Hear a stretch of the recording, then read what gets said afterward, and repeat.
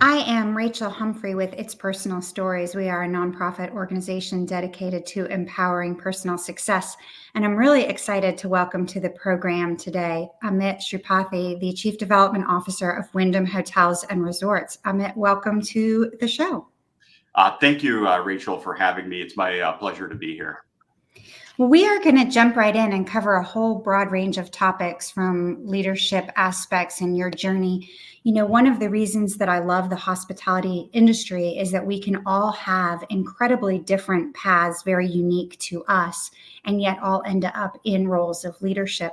Tell us a little bit about you, your background, and how you got to where you are today, and whether there were any pivotal moments along the way that you really think shaped the direction of your career.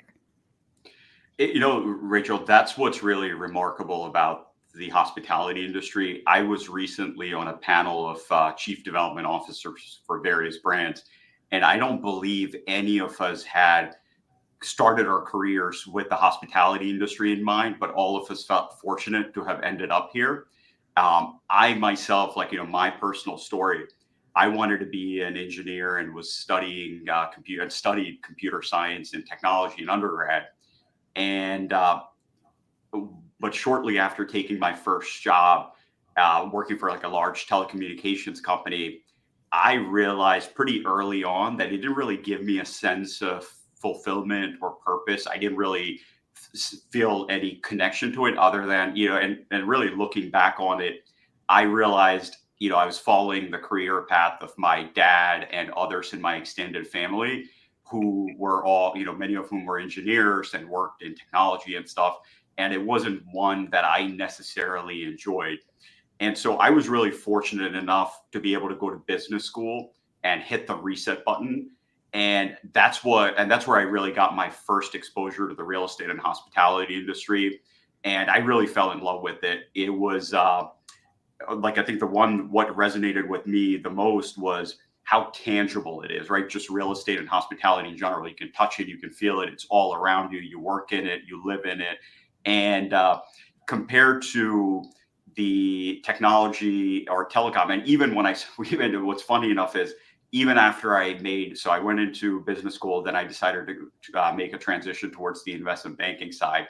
And I was fortunate where I had met some people, alums who happened to be working in the real estate, hospitality, and advisory group. But I still, you had an option to rotate through two groups. And my first choice still was, I'm going to do technology and media, telecom, investment banking. The second choice was real estate and hospitality. And just because I love to travel, and I was like, hey, that sounds cool. But I was like, oh, I'm going to go into media and telecom investment banking, and that's what I'm going to do.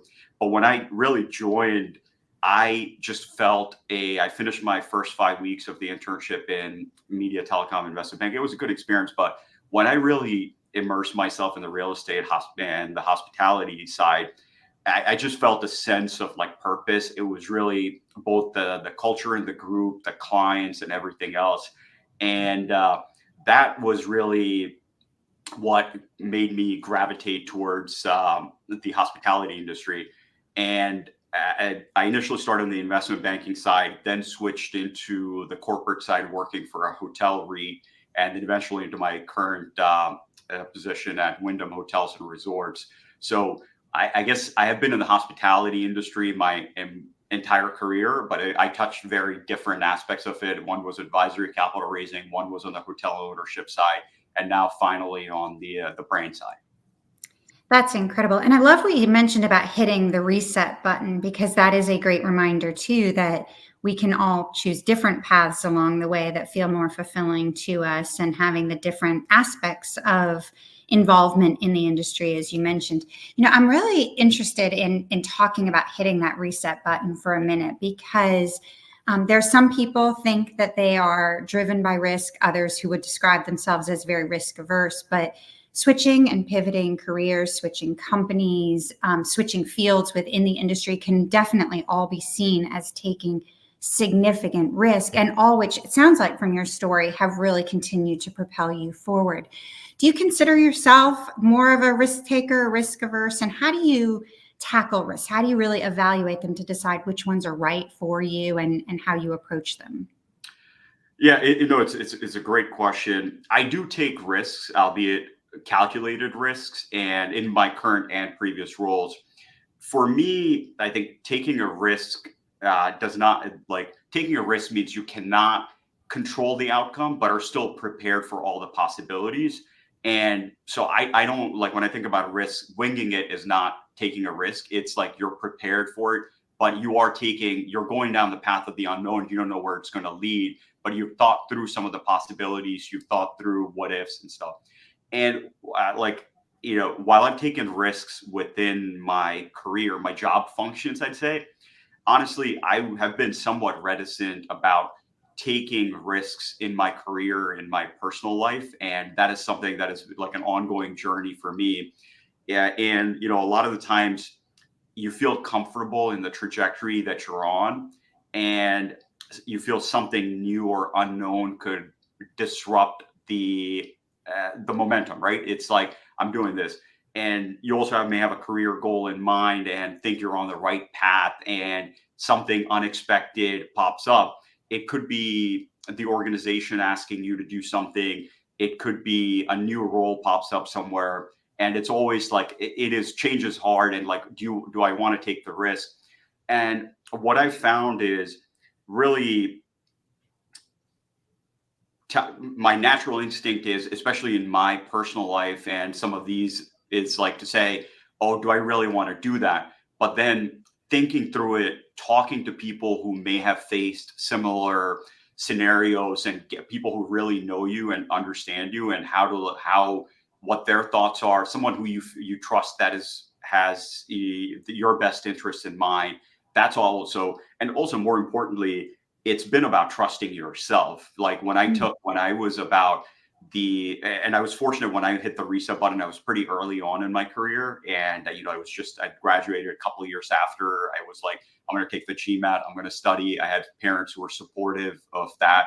And so the circumstances were all worked in my favor, but it was, there was a part of me that felt unsure, but I had to say, look, I'm going to put in the work. I'm going to study. I'm going to this, and I'm going to do what is required of me in that new scenario. So I know I had to, and even in my current role as a chief development officer of Wyndham Hotels and Resorts, it's a role that's a different role than what I've done before. And I was more on the M&A advisory, capital markets, and the finance side, and going from there to development, including franchise sales. It is, at times I question myself: is it the right path for me? Can I do this?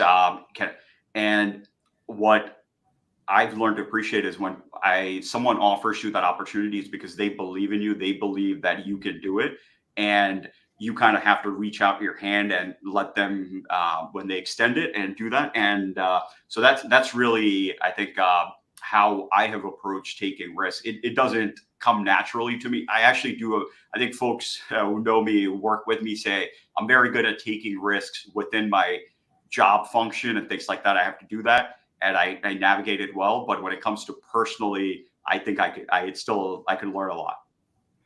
Well, I appreciate you've shared so many great things in there. I love the self-awareness of this is an area I'm still working on developing professionally and personally, and also knowing and having a support system. We're going to talk in a minute about that is able to help you make some of those important decisions, but also the vulnerability and sharing that sometimes I have doubts. Am I good enough for this? Am I capable of this? Is this the right move for me?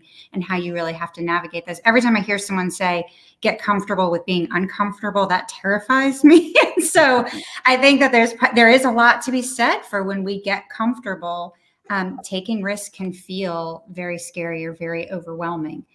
You mentioned having people that you rely upon in the ability to maybe run some ideas past you, or to think about the way others perceive you as, okay, well, they think that I'm capable of this, or they wouldn't be offering it. So I want to talk about two aspects of that. One is mentors, allies, and champions. You're surrounded by an incredible team at Wyndham. We've had many of them as guests. You may have mentors and champions outside of the company too. How have mentors or champions really influenced your career? And then in the giving back stage, when you talk to others who are looking to establish those relationships, what type of advice do you give to them about identifying mentors and champions? Yeah, Rachel. I mean, I have been incredibly fortunate to have had both, mentors and champions in my career. And a lot of my success can be attributed to the advice or support, I've received from them. And when usually most of us think about mentors or champions, we typically equate it to someone who's older or more experienced or has a more senior title than you in mind. But I found that they could also be your peers or friends. As I was telling you, it's someone that really knows you and can offer a sounding board and unbiased feedback. That's really like what a mentor or an ally means to me. And it also doesn't have to be a formal relationship. I think, and what I mean by it is many of the folks who have influenced me over the years, and I've never actually asked them to mentor me or will you take me under the wing. It just happened naturally. It wasn't like an formal apprenticeship model of sorts. It just happened naturally by me asking them for advice or learning from them or emulating them. And it is that support system, and it's incredible in terms of how when you're advancing in your career, especially as you get to the senior, and especially as you get to like senior levels, having all three of you, mentors, allies, and champions, are super, super important. And when in my prior, before I joined Wyndham, like our former CFO there, Sean Mahoney, who's been a guest on this podcast, he's someone who had always talked about integrity and transparency, and he really lived that. And when just watching him and learn, like he never told me like, hey, I'm taking you under my wing to teach you this, but just the way he approached any given things and the level of preparedness and what he did, and how seeing that success is not just a fluke, but it's all the work that gets put into it beforehand. And that's like, I consider him a mentor, but we never, like, it's not like, hey, we had a formal mentorship. So it's really, I tell myself and I tell others, it's really surround yourself with people that you look up to, and ask them, hey, can I sit in on this meeting? Hey, what would you do? Almost no one turns down giving advice to someone. And also at the same time, be aware of who you're asking for advice. It's someone you actually trust. You've seen them and they have your interests in mind, not just, asking advice for the sake of advice. So, and equally important, I think, is allies. What I have, and this is something that I have learned over the course of my career, and maybe early on I wasn't good at it, which is you're an individual contributor, and you're like, as long as I am really good at my job, I should succeed. I should be able to, rise up the ranks. I should be able to do that. But what I've learned is building allies within your peers, above you, below you. It is so, so, so important. It's often ignored. Everyone wants to, work up and manage upwards, but managing laterally is probably the most important skill set, because you need the people around you to root for your success. You need to root for their success. And that's where we have a great culture at Wyndham. Like, I mean, Jeff, and who has it's all about count on me. That's both our internal and external culture. And it's really like everyone lives that. And I want to be accountable to my peers. I want to be accountable to people I report to. I want to be accountable to people who report into me. And having that mindset and culture really, I think, allowed me to build a lot of great relationships across my peers who have all been instrumental in my success. And that's not just at Wyndham, that's even before. And that was something I'd say one of the big learnings for me is managing laterally and building those allies. That's such an important message too. I think you're right. When people think of the word mentors, they tend to think of people that are more senior or more experienced, and that can really encompass a much bigger group. I also believe in more of the informal type, although formal mentorship programs can be very successful and have a role. I actually have mentors who are surprised to hear that they're my mentors because Yeah. I was watching and learning and like a sponge, absorbing everything I could in ways that I wanted to lead or ways that I wanted to learn things maybe that I didn't know. And so that idea that you can have these very informal relationships, but you're right, the advice you got about integrity or choosing the people well or the honesty or looking at the right people to emulate or to learn from can be a really big step in that. You mentioned also those relationships with your colleagues, with your same level of management, with others. The hospitality industry is really interesting to me because while it is very big by definition of labor force, it's actually very small. You never know where you're going to come in contact with someone again. But also, it's such a relationship built industry, from the deals you do to the places that you'll go. But you and I are very different, and we're going to build our networks in very different ways that are really suitable to our personality or our skill set. Talk a little bit about your process for building relationships, how you go about them, and if there's any pieces of that you think or you can identify as, this really suits my personality in ways that it might not suit everybody else's. Yeah, relationships are, very important, really at every stage of your career. When you're starting out, they get your foot in the door, or expose you to some, new skill. And as you progress in your career, it helps you elevate and get exposure to roles that you may have not had. And really, for me, and I can say this, which is every single one of my jobs that I've had, I'm fortunate to only have worked for 3 companies during my career, but all 3 of them have been through relationships. And it was someone who I knew who thought I would make a fit for that role or referred to me, including Wyndham, including RLJ before that, including my, Deutsche Bank before that. They were all through folks that knew me and introduced me. And what's really important about that is the relationships that you build. It's not like, for me, you asked what is your personal way and what do you do. For me, building networks, it's not about working the room at every event I attend. It's about meaningful relationships, like, you get to know the person, and those are that's what works for me and that has served me well.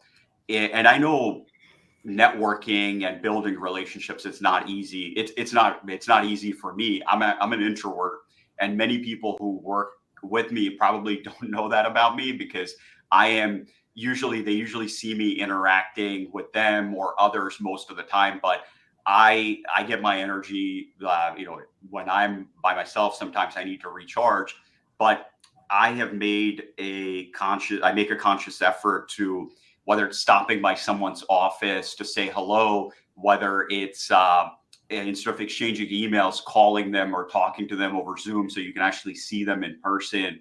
And it's always, it's very easy to just go back home or to your hotel room as soon as, like, the meeting's done.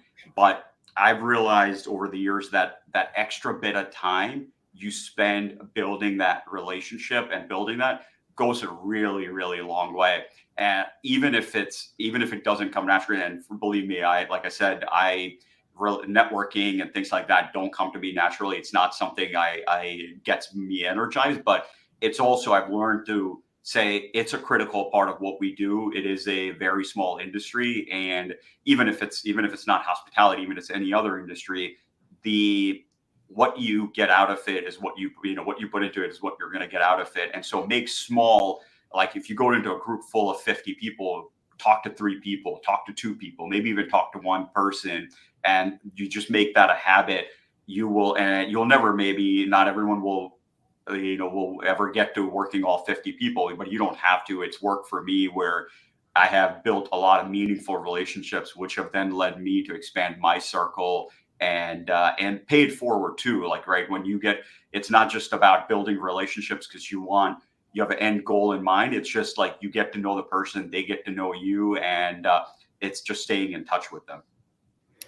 I appreciate your sharing that because not only do you say, hey, it doesn't come naturally to me, but you recognize that by investing in yourself, by investing in building those relationships, you've not only gotten your career advice and other things along the way, but you actually mentioned that you've changed roles because of those relationships. So putting yourself out of your comfort zone again to realize the importance of building those relationships.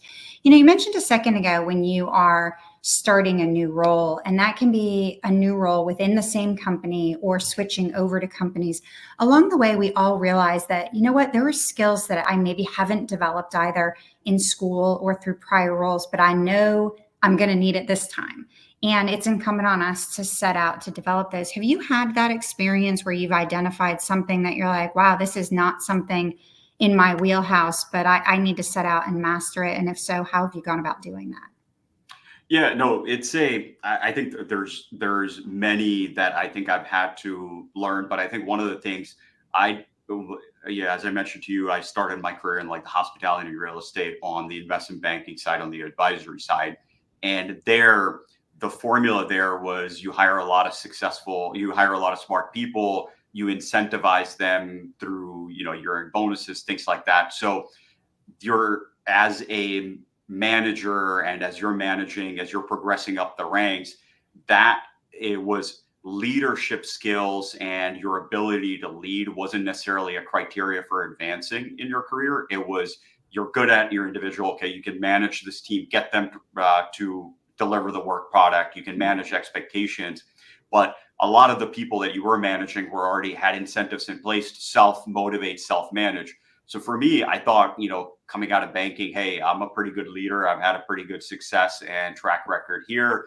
But when I switched into the corporate side, it was for me initially I struggled with like how do you motivate people, right? A very different set of very different structure, very different set. How do you motivate them? How do you get them to really believe in the cause or to work towards the company's goal?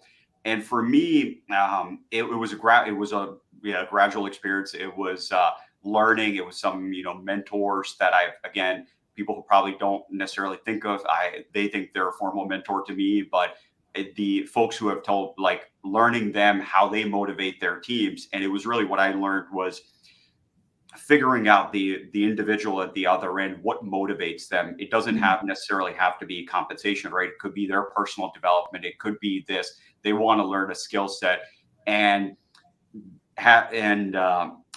that I think was a skill set that I had to develop and learn. And one that has served me really well in my current role as well as going forward. It's a skill I probably have to use the most often. It's not just about saying, hey, go out and do this. It's about how do you work with the team member to understand what really drives them, what are the struggles they're going through, how do you get them to believe that there is there is sunlight at the other end. They may just be going through a difficult phase. And that was those, we call it like kind of like touchy feely skills, but it's so important. And it wasn't something I necessarily had for during my early stage of the career, but it's something that I've developed and I still continue to refine and develop over the years. Well, I love that. And that actually dovetails perfectly about leadership evolution, because as you said, in one role, leadership might have meant one thing, but then as you pivoted roles, leadership meant something different. I've been really interested over the last couple of years of doing these interviews that there seem to be two groups of people. The people who say, I was born to lead. I knew from very early on, I wanted to have a leadership role. I wanted to whatever it was. And then there are other people that sit and say, I don't even know that I consider myself a leader today in the sense of leadership as opposed to leading. I'm wondering where you fall in that. Do you think that leadership is always something you saw in your future when you entered hospitality? Did you envision or hope for a leadership role in it? And if not, was there a pivotal moment that you recognized, what, in this role that I have now, I am both by definition and by need a leader? It's for me, well, to answer your question, like I didn't necessarily think or say I wanted to be in a leadership position or anything that was it was, and I always equated grow like early on leadership was someone just like an authority figure who kind of like gives orders and then everyone like follows, and that's what I always thought was necessarily a leader, and you have to be like the most outspoken person in the room and you have to like command the room and you have to command the presence, and that's not my style. That's not how it is. So I wouldn't say leadership was something that I was like, oh, I'm going to be a leader. I'm going to lead a company. I'm going to do that. For me, what I found about leadership was who motivated me, who inspired me to do things, and who got me going. And they may not have necessarily been the senior most person in the room. They could have been someone who was just maybe a level above me. I didn't even directly report into them. But it's about how do you getting people to believe in a cause and working towards that goal or a cause. And that's where I think, as I observed that, and then when you had, like newer folks joining the firm, and when they're coming asking for questions or asking me for something about and helping them, that's where I thought, that's eventually like, okay, that clicked. It's like, that's what leadership is. It's not necessarily a formal authority or formal things over anyone. It's about how you can get people to believe in a goal and a cause. And we, over the course of my career, I've been fortunate to be exposed to many great leaders, and great leaders really just inspire you and get you to do things.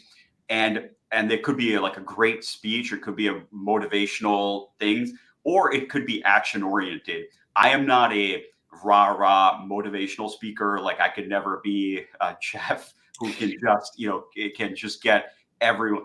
But my style has been it's more action oriented, right? It's about like I am a strong believer in processes. I'm a strong believer in if you lay the groundwork, if you lay the foundation right, things can. So it's with my team that I manage. It's about, hey, how can I help you be more efficient at your job? How can I clear the roadblocks for you? So that's really what I try to do is I am showing you that I am in your court. I'm in your corner. I want to help you be more successful.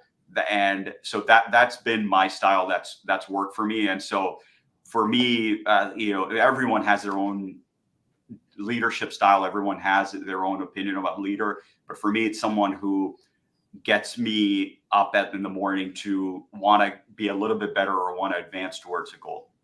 I love that. And I don't think there's anybody in the universe that doesn't know who Jeff is. But for those listening, if you don't know, he's referenced Jeff twice. It's Jeff Bellotti, the CEO of Wyndham, who was actually the first guest on the podcast 2 years ago. So people can tune in and listen to that one. I didn't know he was the first guest. I've watched the interview with He was. Yeah, I didn't realize he was the first guest. Anyone who has listened to other interviews I've done knows that the advice to our younger selves is my favorite question to both be asked and to ask. I think that we are all works in progress personally and professionally. And that part of that is reflection. And so as you reflect back to your 21-year-old self, is there any advice you would give to yourself that might help you along the way or might have made things a little bit easier for you as you went? It's I'd say, really try to get as broad of a learning experience as you can. And I was somewhat myopic in my, as I mentioned, as I told you earlier, in what I thought I wanted to be, and focused mostly on learning those skills that I thought would get me there. And when I got there, it turned out that's not what I wanted to do in my career. And so for me, I was fortunate to be able to hit the reset button and figure out, go to business school, change course. But I think, and this is different for everyone, but learning more about whether it's, marketing or business analytics, taking a couple classes or courses, even if you want to go down a technology or a finance track, will really serve you well. And we're often here, don't be jack of all trades. And there is some truth to that. But I also think if you ask a lot of successful executives, they will say that they touched a lot of different areas which they had no business touching, but they were either thrust into it, or they had some sort of curiosity that got them there, that ultimately prepared them for the role that they're on. Like in my role currently as chief development officer, I have to, it's about marketing, it's about leveraging the tools, it's about the incentives, it's a whole slew of things that I was able to pick up along the way. And I think so if you get an opportunity, and this is really important early on in your career, because that's when you actually can touch a lot of different things. You can go sit on this meeting, you can go do that, really seize that opportunity, because as you get more and more, as you get more further along in your career, you tend to become more specialized. But then when you get really senior, you got to be very broad. So it's you got to build it while you're down here, because it gets like this and then goes like this. Yeah, that's such a great observation. I love that. Well, we are out of time. Before I ask you for a piece of final advice, if I don't share with guests why I asked someone to join us, I always hear from people afterwards, why did you pick that person? You didn't share it this time. So I wanted to just share very quickly that when you received your current opportunity as Chief Development Officer, it occurred to me that we had never met before. And that's unusual for me. I've spent 27 of my 30 years of my career has had something to do with franchising. Wyndham has been a huge part of that. And so I wanted to immediately get to know you better and to learn your story and some of the things that you've learned. And this gives me the perfect opportunity to do that. And now to grow my relationships and my network as well, because since reaching out to you, we've had an opportunity now to see each other several times and get to talk a little bit. So I appreciate very much your joining us and taking the chance with me, since you didn't know me either. With that, I would just turn to a piece of final advice. If you think about our motto of empowering personal success, is there one final thing you'd like to leave our audience with? I'd say at at the end of the day, what I've noticed working with a lot of people throughout my career journey is, it's not about how smart you are. It's not about who you know. It's really about the hustle. It's about sticking. It's about the grind, and really that's what determines like your success. You really control your success. And I'll share a funny I guess story, which is you get these fortune cookies, and half the time it's like you'll become rich on Tuesday or you'll whatever it is. But I opened one maybe like last year, and I think I kept that in my car just to remind me. And what it said is, if you develop the habits of success, success will become a habit. And I thought it was so well put, and it's so true. For me, it's you got to put in the work, you got to put in that, and then if you do that, luck will come to you. It may not be next day, it may not be next week, it may not be next year, but over the long term, you will be successful. People will recognize you. So I'd say that's probably you got to put in the hard work, you got to put in the grind. I love that fortune cookie. I hope you have that still somewhere in your car or on your desk or something as a I reminder. do. It's still in my car. I do. I But love that. thank you for having me, and thank you for having me on, Rachel. I know we had it is yes, I was fortunate we were both able to get acquainted and meet. So it's been great to join you on the show.